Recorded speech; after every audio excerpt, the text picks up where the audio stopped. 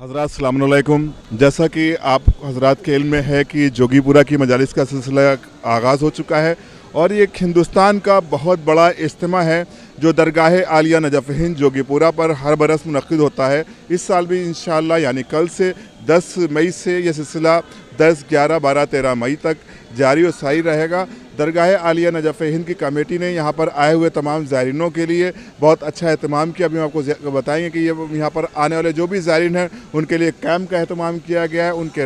रुकने के लिए और उनकी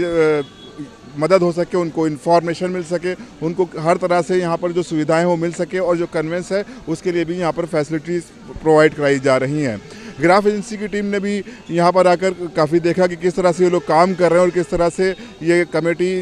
जो है मोमिन को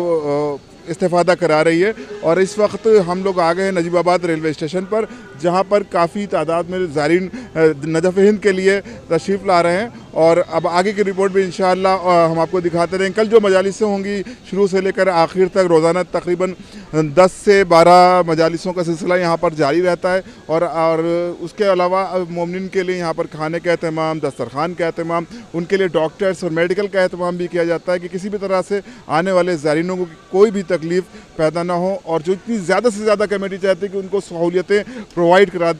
कराई जा सकें। और अभी हम बात करेंगे यहाँ के सेक्रेटरी जनाब विशाल मेहंदी साहब से और जानेंगे कि यहाँ पर किस तरह से वो प्रोग्राम ऑर्गेनाइज़ कर रहे हैं और आगे की क्या तैयारियाँ हैं उनकी 4 दिनों में ज़ायरीन के लिए क्या क्या फैसिलिटीज़ उन्होंने मुहैया करवाई हैं। और ये भी बता दूं साथ ही साथ कि ये 4 दिन का प्रोग्राम आपको ग्राफ एजेंसी पर इंशाल्लाह यूट्यूब चैनल पर आपके रूबरू होता रहेगा। खुदा हाफिज़ वस्सलाम।